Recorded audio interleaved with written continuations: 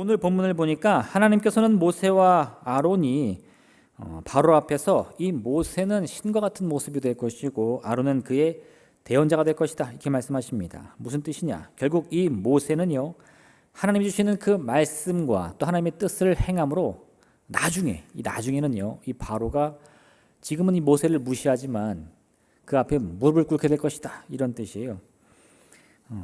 모세형 아론은 이 말을 잘 하지 못하는 모세를 대신하여서 그의 대언자가 될 것입니다. 이 대언자 역할도 똑같죠. 내가 하고 싶은 말, 내가 원하는 말을 하는 것이 아니라 이 입술에 받은 말, 그걸 전해야 됩니다. 그러니까 이 아론의 입술에서 나온 것은 곧 모세의 말이 되고 또 이 모세가 한 말은 하나님의 말이 되는 거죠. 이게 잘 이루어지면 오늘의 하나님의 말씀처럼 모세는 이 바로 앞에서 신과 같이 될 것이고 또 아론은 그의 대언자가 되는 역사가 일어나게 된다는 겁니다. 그리고 이를 위해서 한 가지 사건이 시작됩니다. 뭐냐? 하나님이 이제 모세를 통해 첫 번째 이 기이한 일을 행하세요. 아론의 지팡이가 뱀이 되는 역사를 이루어주는 거죠. 물론 바로는요 그걸 보면서도 크게 동요하지 않습니다. 급히 이 애굽의 요술사들 불러가지고 너희도 해봐라. 근데 또 이 공교롭게도 애굽의 요술사들도 요술을 부려서 자기의 지팡이를 뱀으로 바꿨어요. 그러니까 뭐 이 바로가 그것을 보면서는 마음을 안심하고는 이제 모세의 말에 더 이상 귀를 기울이지 않는 거죠. 근데 마지막에 어떤 사건이 일어나느냐? 이 아론의 지팡이가 요술사의 지팡이를 삼켰다. 이런 말씀으로 끝이 납니다.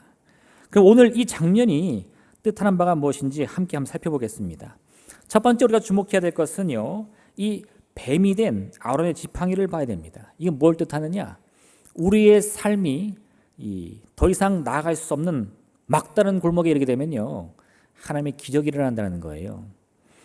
애굽을 향한 이 모세의 여정은 처음부터 쉬운 일이 아니었습니다. 모세도 잘 알고 있었어요. 하나님이 호렙산에서 이 불타는 떨기나무 가운데 모세에게 그 모습을 보이시고 그를 부르셨죠. 그리고는 막 강건한 말씀으로 너는 애굽으로 가라. 내 백성을 구원하라. 그런데 모세가 계속 거부했어요. 이게 사실 우리가 보면 어떻게 하나님이 말씀하시는데 그렇게 싫다고 할 수가 있지 생각할 수 있는데 이 모세가 바보도 아니고 지금 자기가 이 경험한 바에 의하면 이 애굽은요, 이 애굽의 왕 바로는 웬만해서는 그 마음을 바꾸는 사람이 아니라는 겁니다. 그러니까 내가 지금 가서 하나님이 주신 그 말씀을 그대로 전한다 하더라도 그 일이 이루어지기가 너무 힘들다는 것을 모세는 잘 알고 있었다는 거예요. 그러니까 하나님 저를 보내도 소용없습니다. 애굽의 왕 바로의 마음 바꿀 수 없습니다. 그걸 이미 모세는 알고 있었던 거예요. 그리고 이 우여곡절 끝에 모세가 결국은 애굽에 와가지고 바로 앞에 서죠.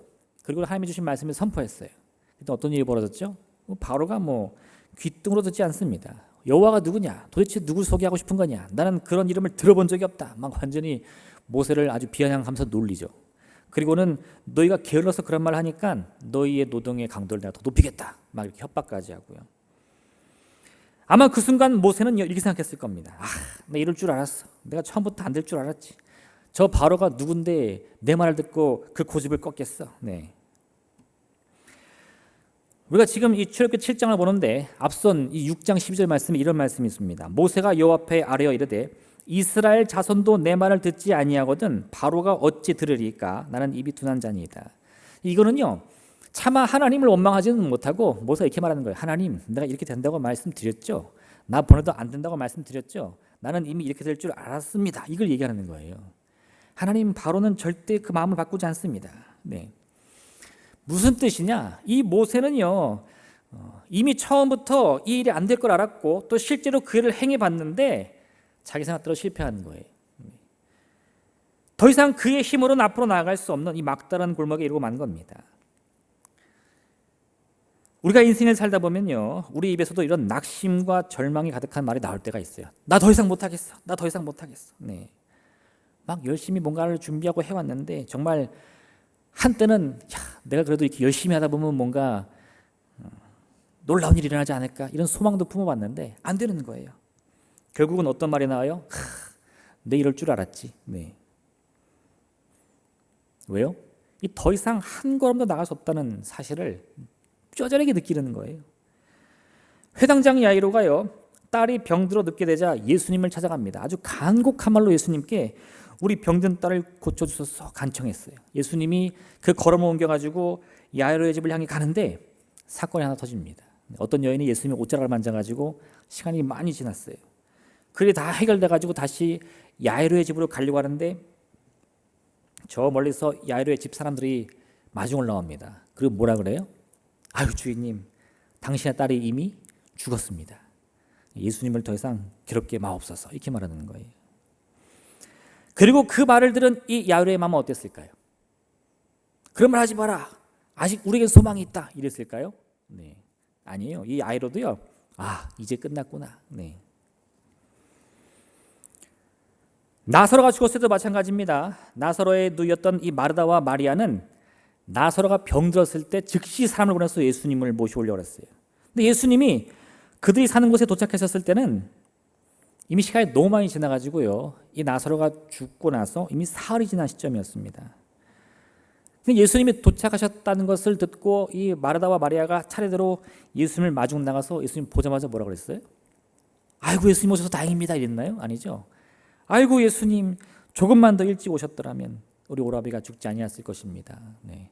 그러니까 이 뭔가 이 후회와 회한만 가득한 마음을 하는 거예요. 과거를 돌아보면서 아이고 예수님 이제는 다 끝났습니다. 왜요? 더 이상 내 인생이 한 걸음도 나아갈 수 없다는 거예요. 그렇게 이 회당장 야이로나 혹은 이 마르다와 마리아는 예수님과 함께 있는 그 순간에도요 자신들의 인생이 막다른 골막에 있다는 사실을 그 입술로 신할 수밖에 없었어요. 네, 이럴 줄 알았습니다. 다 끝났습니다. 물론 여러분 이러한 그들의 판단은 틀린 것은 아닙니다. 어떻게 한 번 죽은 사람에게 또 다른 소망이 있을 수 있겠습니까? 사랑하는 어린 딸이나 이 오라버니의 죽음이라는 것은 말 그대로 정말 이 인생의 막다른 골목을 뜻하는 거죠. 아무리 우리가 믿음이 크다 한들, 그죠? 이 사랑하는 가족의 죽음 앞에서는요, 정말 이 절망을 가슴 깊이 느끼지 않을 수가 없는 거예요. 근데 여러분, 이 말은 일면 맞을 수는 있지만 다 맞는 말은 아니에요. 왜냐? 우리가 품고 있는 예수 그리스도에 대한 소망이라는 것은요, 사실 이처럼 우리의 능력만으로 삶을 감당하기 위해서 고백하는 말이 아니기 때문에 그렇습니다. 우리의 생각이나 우리의 힘이나 우리의 능력으로는 내 인생이 막힌 게 맞아요. 근데 그것은요, 나를 중심으로 우리의 삶을 바라봤기 때문입니다. 우리 인간이라는 어떤 이 존재의 테두리 안에서 내 삶을 돌아봤기 때문에 느끼는 거예요.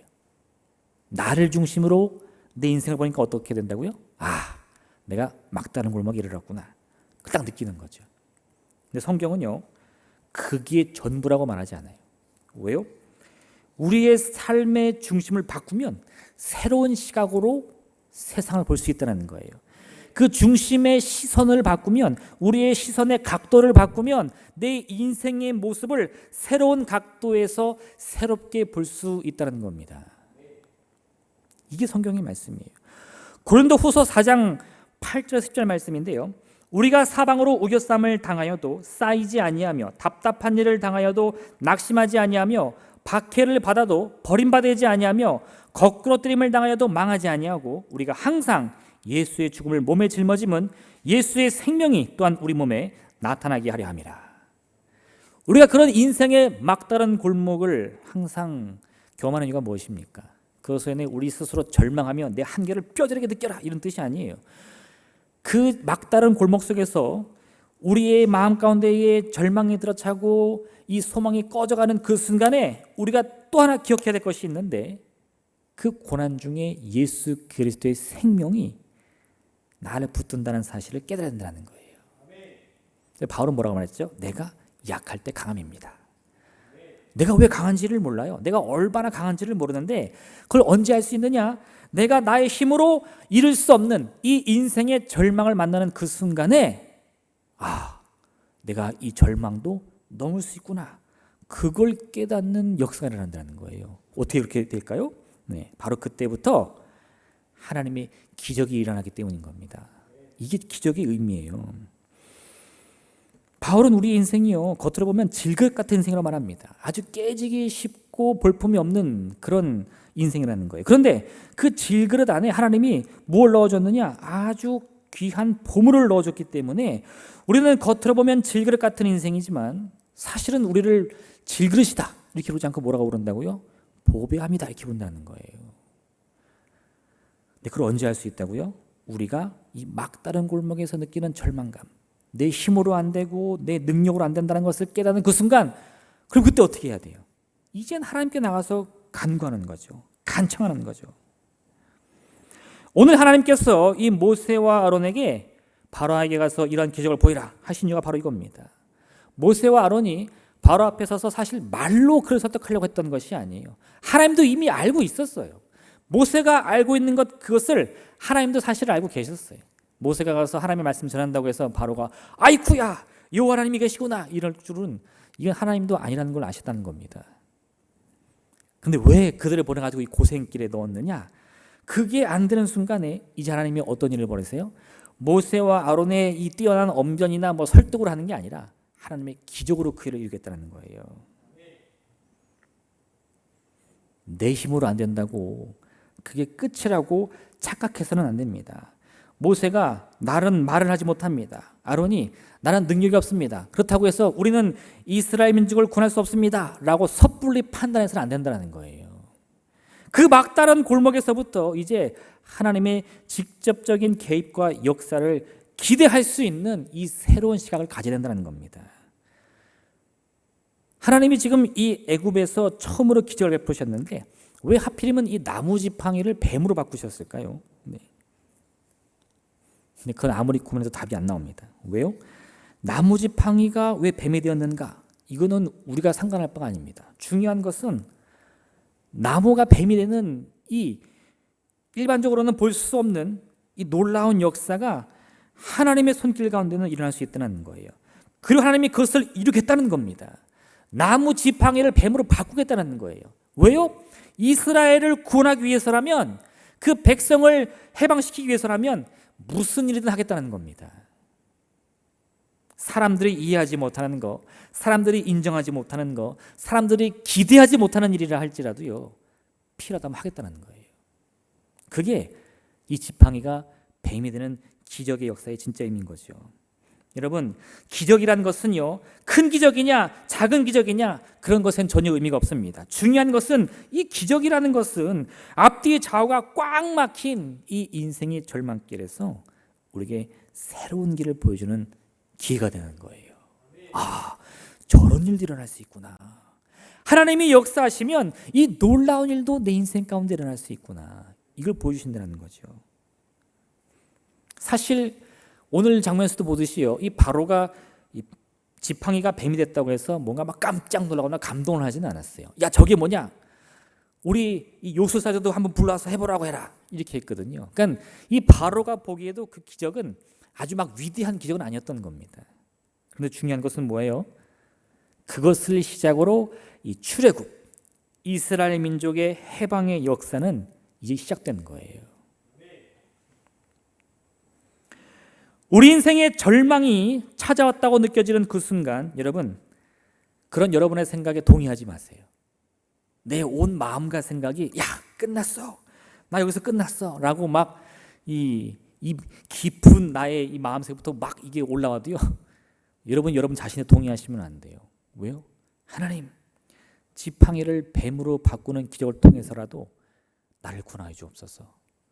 이 고백을 할 수 있어야 된다는 거예요. 낙심과 절망에 찾아온 순간이요, 여러분 스스로가 너무나 포기하고 싶은 그 절망의 순간에 오늘 이 본문을 꼭 기억하시길 바랍니다. 아니, 하나님이 이스라엘 백성 구하려고 이 지팡이도 뱀으로 바꿨는데 내 인생 가운데도 그런 기적을 왜 안 이뤄주시겠는가? 그 믿음을 가지셔야 된다는 거예요. 여러분, 우리가 체험하는 기적이 무엇이든지 간에 그 기적의 목적은 분명합니다. 왜요? 하나님이 우리를 살리기 위한 거예요. 하나님이 우리의 문제를 해결하기 위한 거예요. 하나님이 나를 채우기 위한 거예요. 왜 홍해가 갈라져야 됩니까? 왜 하늘의 해와 달이 멈춰야 됩니까? 나를 구원하기 위해서. 그걸 여러분이 아신다면요, 이제 우리가 구해야 할 것이 무엇인지 알 수 있어요. 하나님의 기적을 구하시길 부탁드립니다. 문제 앞에서, 고통 앞에서, 슬픔 앞에서 여러분 우리의 이 절망의 문을 열어서라도 내 이름 부르신 주님을 꼭 만나 여러분 되시기를 주님의 이름으로 부탁드립니다. 두 번째, 여러분 이제 어떤 장면을 봤느냐, 이 애굽의 요술사들이 흉내내는 모습을 함께 봐야 돼요. 이건 뭘 의미하는 줄 아세요? 네. 우리 인간은 언제나 하나님을 흉내내고 싶어 해요. 하나님을 따르는 것이 아니라 내가 하나님의 자리를 차지하고 싶어 한단 말이에요. 하나님께서 모세와 아론을 통해서 이 지팡이가 뱀으로 변하는 기적을 보여주셨는데 생각지도 못한 일이 벌어집니다. 바로가 애굽의 요술사들을 부르더니 야 너희도 해봐라 그랬는데 놀랍게도 그 애굽의 요술사들도 똑같이 하는 거예요. 그들도 자기들 지팡이를 던졌더니 그 지팡이가 뱀이 됩니다. 그러면 그 순간에 이 바로는 무슨 생각을 했을까요? 뭐 불보듯 뻔하죠. 야 이거 봐라, 그런 기적은 우리 요술사들도 충분히 할 수 있다. 우리 애굽의 이 신도 대단한 신이야. 지팡이가 뱀으로 변하는 게 뭐 대단한 일이겠어. 이렇게 생각했을 거예요. 그리고는 이번에도 여전히 마찬가지로 이 모세의 말을 가볍게 무시하죠. 근데 여러분, 이 아론의 지팡이가 뱀으로 변한 거하고 이 바로의 요술사들이 자기들 지팡이를 뱀으로 바꾼 이 두 가지 기적을 우리가 함께 볼 때 분명한 차이가 있다는 것을 기억해야 돼요. 어떤 차이냐? 우리의 눈으로 보면 똑같습니다. 둘 다 지팡이를 뱀으로 바꾼 거예요. 근데 뭐가 다르느냐? 하나님이 모세와 아론을 불러가지고 지팡이를 뱀으로 바꾼 이유가 뭐라고요? 이스라엘 민족을 구원하기 위해서. 사실 하나님이요, 내가 한번 지팡이를 뱀으로 바꿔볼까? 이렇게 해서 바꾼 게 아니라 이스라엘을 구원하려는 이 한 가지 목적으로 지금 일하시는 거예요. 그러니까 사실 우리가 하나님이 하시는 모든 일을 주목해야 될 것은요, 하나님이 지금 어떤 일을 하시느냐 이게 아니에요. 그건 이미 결정됐어요. 하나님은 이스라엘의 구원을 위해서만 일하십니다. 그걸 위해서 많은 일들을 하시는데 그 중에 하나가 바로 이 지팡이를 뱀으로 바꾸는 것이었어요. 그럼 바로는 무엇 때문에 요술사들을 불러서 지팡이를 뱀으로 바꿨습니까? 애굽을 구원하기 위해서? 아니요. 하나님을 흉내내기 위해서. 정말 말 그대로 지팡이를 뱀으로 바꾸는 게 그의 목적이었어요. 지팡이를 뱀으로 한번 바꿔볼까? 그게 이 바로가 이 기적을 행한 목적입니다. 무슨 뜻이냐? 하나님이 우리에게 행한 기적의 목적은요, 너무나 분명합니다. 그것은 우리의 삶과 직결되어 있어요. 나의 생명을 살리는 기적입니다. 나의 질병을 치료하는 기적이에요. 근데 때로 우리가 하나님의 그런 놀라운 일들을 흉내내려고 할 때요, 그 목적은 다른 데 있는 게 아니에요. 그냥 하나님의 자리가 탐나는 거예요. 하나님은 이같이 말씀하시는데 내가 내 손을 애굽 위에 펴서 이스라엘 자손을 그 땅에서 인도하여 낼 때에야 애굽 사람이 나를 여호와인 줄 알리라. 하나님이 지금 이스라엘 이 애굽 가운데에 기적을 베푸시는 이유는 여호와가 누구냐? 내가 왜 그의 목소리를 들어야 되느냐? 라는 바로의 무릎에 대한 대답입니다. 이스라엘 백성을 구원하기 위해 그가 하나님을 인정하도록 만들기 위한 거예요. 여호와 하나님의 권능을 인정함으로 이 바로가 그 마음을 바꾸고 하나님 앞에 무릎을 꿇고 이스라엘 민족의 해방을 선포하도록 하기 위함인 겁니다. 그런데 오늘 요술사들은 그런 하나님의 기적을 흉내내면서 내가 하나님이다 이런 말을 하고 싶은 거예요. 나도 할 수 있다. 하나님 없이도 나도 할 수 있다. 여호와가 누구냐? 이걸 계속 말하고 싶은 거죠. 그래서 여러분, 사람의 논리는 너무나 간단해요.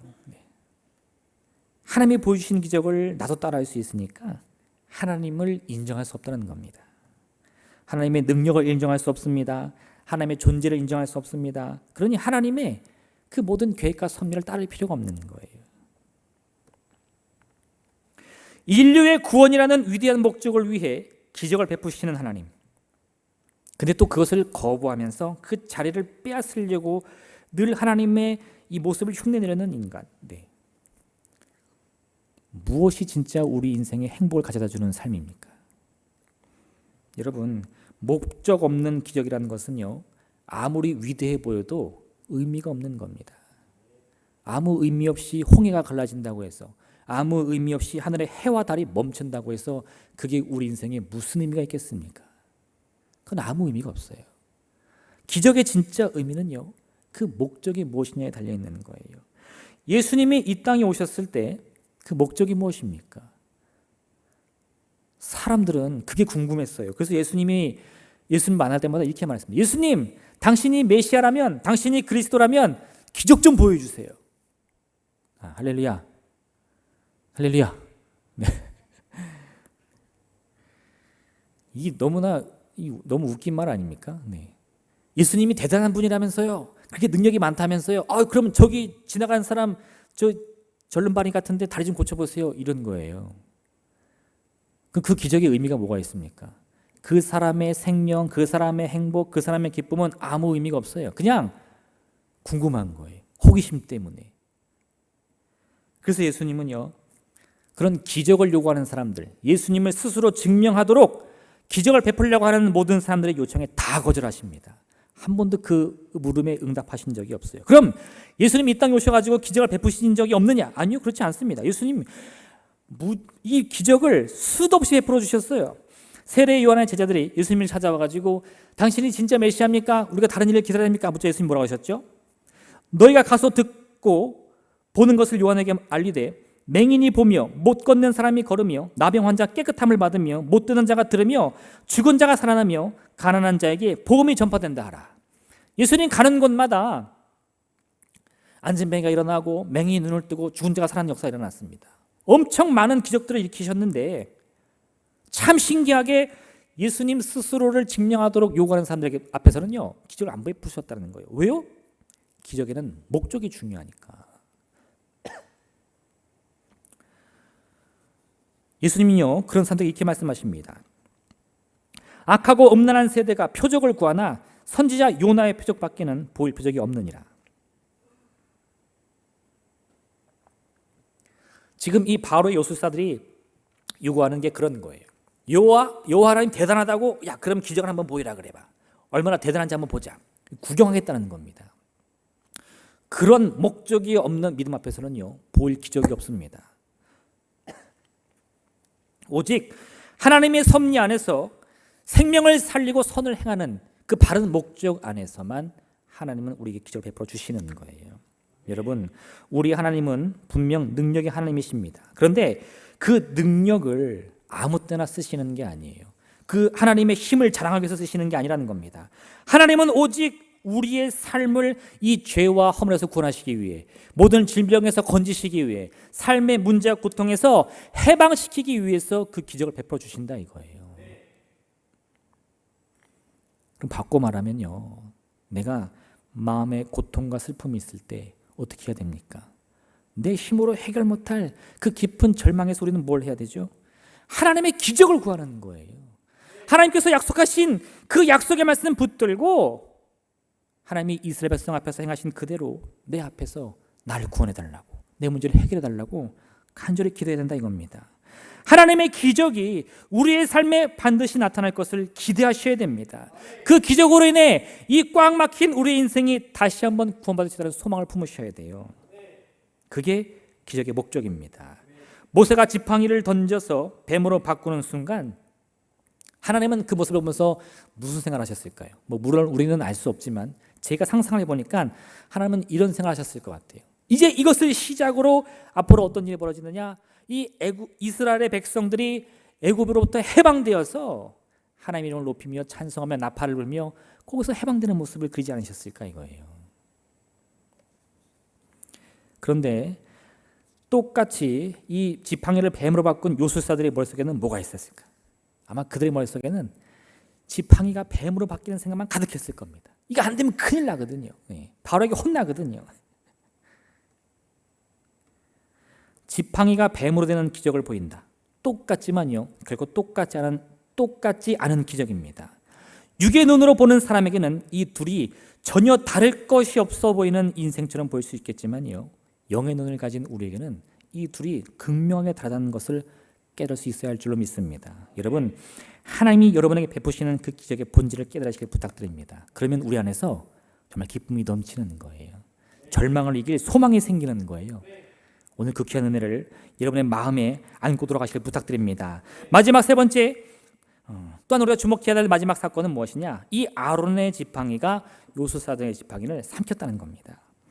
모세와 요술사들이요, 똑같은 기적을 보였는데 그것으로 이야기가 끝나지 않습니다. 바로가 이것 봐라, 우리 요술사들 할 수 있다 라며 스스로 흡족해하는 그 순간에 아론의 지팡이가 이 요술사들의 지팡이를 삼키고 있었어요. 바로가 그 모습을 봤는지 안 봤는지 모르겠습니다. 못 봤을 확률이 높고 아마 봤다 하더라도 그게 무슨 상관이냐 하면서 그냥 애써 무시했던 것 같아요. 왜? 바로의 마음은 바뀌지 않았거든요. 나도 할 수 있다, 나도 너희랑 똑같이 할 수 있다, 이 마음을 포기하지 않습니다. 그런데 사실 여기는 결정적인 차이가 있어요. 네, 왜요? 바로는 요술사들이 이 지팡이를 뱀으로 바꿀 수 있다는 그 자체만으로 만족했습니다. 그 정도면 나도 여호와 하나님을 대적할 수 있다는 거거든요. 근데 여러분, 사실 이건 시작에 불과해요. 하나님이 우리 인생 가운데 베풀어 주신 기적이라는 게 정말 무슨 지팡이를 뱀으로 바꾸는 그런 기적이 다가 아닙니다. 이건 아주 맛보기에 불과하고요. 사실 이 장면은 모세가 행한 첫 번째 기적이긴 하지만요, 하나님의 애굽에 행한 10가지 재앙에는 들어가지도 않습니다. 이 준비 운동 같은 거예요. 야, 이제 내가 행할 일을 봐라. 그리고 약간 이 예고편 같은 것을 보여준 것뿐인데 바로는 그거 자기도 할 수 있다고 기뻐하는 거거든요. 하나님은 이제 이런 바로의 착각을 바로잡기 위해서 어떤 일을 하시죠? 상상도 못할, 이 바로가 꿈에도 생각하지 못한 일들이 애굽에 일어나는 거예요. 왜 그럴까요? 바로가 하나님을 멸시했기 때문입니다. 이 바로의 마음이 완악해질수록, 이 바로가 더 강하게 하나님을 거부할수록 하나님은 이 바로가 감당하지 못할 역사를 보여주시는 거예요. 왜요? 그게 능력이 하나님의 본질입니다. 하나님은요, 우리가 감당할 수 있는 분이 아니에요. 우리가 조종할 수 있는 분이 아니에요. 우리가 예상하거나 상상할 수 있는 분도 아닙니다. 내 마음과 생각 속에 하나님을 가뒀다고 생각하는 순간 하나님은 그것을 넘어서는 모습으로 나타나시는데 그때는 어떤 일이 벌어져요? 그건 우리에겐 충격이에요. 왜? 내가 기대했던 모습이 아니니까. 그래서 여러분, 우리는 오로지 하나님의 행하심과 역사를 기대하며 바라야 되는 거지, 내 계획 속에, 내 틀 속에, 내 생각 속에 하나님을 가두려고 해서는 안 됩니다. 이 바로의 행함을 우리는 어둠으로 묘사할 수 있어요. 어둠이라는 것은요, 한번 그 깊은 이 어둠을 우리 삶 속에, 생각 속에 두르면요, 사실 그 굉장히 무섭습니다. 이 짙은 어둠이라는 것은 한번 경험해 본 사람은 그게 얼마나 무서운지 알 수 있어요. 그 우리 어렸을 때 막 전설의 고향 같은 거 한번 보면 막 꿈속에 나타나고 그러잖아요. 할렐루야. 저만 그랬나 봐, 그죠? 다들 믿음이 대단하셔서 예수의 피 하셨는지 모르겠는데 저는 이렇게 입을 막 뒤집어 쓰고 보고 막 밤을 꼴딱 새고 막 그랬어요. 근데 실제로 우리 인생을 살면서도요, 한번 절망을 맛본 사람들, 한번 실패를 맛본 사람들은요, 그게 내 인생에 반복될 것 같은 이 두려움 속에 얼마나 긴장하며 괴로워하는지 모릅니다. 그 한 번 맛본 어둠이 너무나 우리의 이 삶을 괴롭히는 거예요. 그런데 여러분, 이 어둠은요, 사실 그 해결 방법이 참 간단합니다. 뭐예요? 빛을 비추면 돼요. 어둠 가운데 빛을 비추었을 때 어둠이 빛을 향해서 내가 힘이 센지 네가 힘이 센지 싸워보자, 이런 경우는 절대 없습니다. 이게 어둠과 빛의 상관관계예요.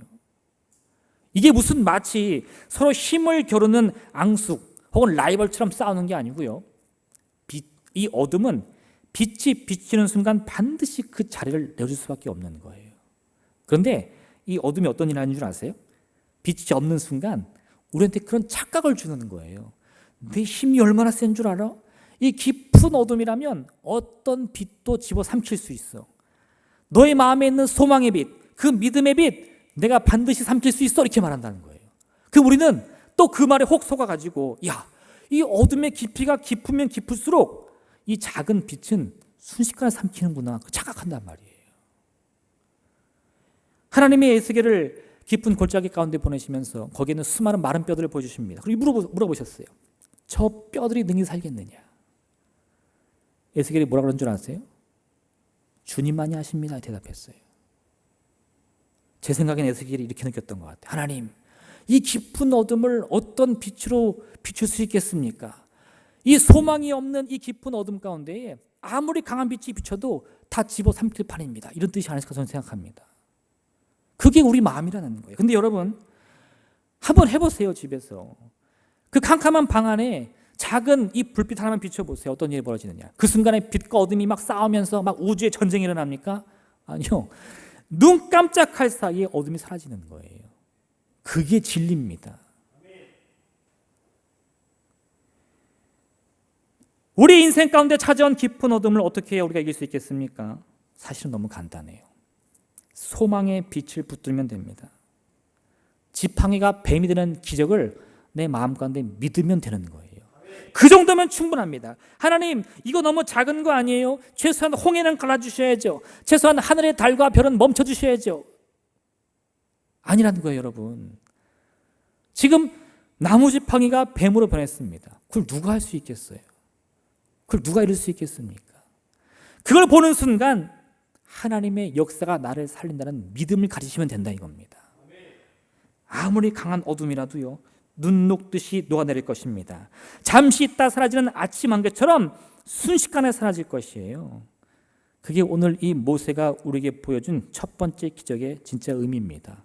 바로는 그걸 깨달았어야 돼요. 여호와가 누구냐? 나는 그를 알지 못한다 했을 때 이 모세가 보여준 기적을 통해 야, 그 하나님, 이스라엘 하나님이 정말 대단한 분이구나. 그걸 깨달았어야 돼요. 흉내내며 쫓아갈 것이 아니라 그 하나님의 섭리 앞에 무릎을 꿇었어야 했다는 겁니다. 그랬으면 잘 끝났을 건데 그 앞에서 교만을 부리고 이 무지함을 보이다가 하나님의 진정한 권능을 맛보고 나라가 아주 휘청인다는 겁니다. 여러분, 하나님께서는 온 세상을 뒤흔들 기적을 베푸시는 분이십니다. 무엇 때문에요? 우리를 구원하시기 위해서. 온 땅에 슬픔과 곡소리가 가득하게 되는 한이 있더라도 하나님은 그 계획을 멈추지 않으세요. 왜요? 나를 구원하시기 위해서. 이걸 여러분 아셔야 돼요. 왜 하나님이 그 애굽의 모든 장자들을 치셨을까요? 이스라엘을 구원하기 위해서. 여러분, 그게 우리 하나님의 진정한 뜻이라는 겁니다. 오늘 참으로 우리를 포기하지 않는 하나님의 이와 같은 손길을 꼭 기억하시길 부탁드립니다. 지금 내 눈앞에 보이는 기적이 단지 지팡이가 뱀으로 바뀌는 아주 사소한 기적처럼 보일지라도요, 좀 붙드셔야 돼요. 그 앞에 무릎 꿇고 하나님의 권능을 깨달으셔야 됩니다. 그리고요, 앞으로 나의 문제를 해결하기 위해, 내 인생을 구원하기 위해 놀라운 일을 벌이실 주님을 기대하시며 소망하시며 끊임없이 간구하여 응답받는 여러분 되시기를 주의 이름으로 축원드립니다. 이 시간 함께 기도하겠습니다. 우리 인생 가운데 하나님의 기적은 반드시 일어날 줄로 믿습니다. 특히 언제 우리가 인생의 막다른 골목에 내몰렸을 때, 참으로 내 힘과 능력으로 아무것도 할 수 없는 그 절망의 순간에도 우리 인생은 결코 끝난 것이 아닙니다. 왜요? 하나님이 우리에게 반드시 기적을 일으켜 주실 것이니까. 여러분, 지금 이 순간에요, 여러분의 마음 가운데 고통과 슬픔과 인생의 무거움이 있다면 주님의 기적을 기대하시길 바랍니다. 하나님, 주의 기적을 이루어 주시옵소서. 그 역사를 통해 우리의 마음을 위로하여 주시고 우리 육신의 질병을 고쳐 주시옵소서. 놀라운 역사를 통해서라도 반드시 나를 건져 주셔서 이 소망을 응답하여 주옵소서. 주님의 이름 생모를 간절히 기도하겠습니다. 주여!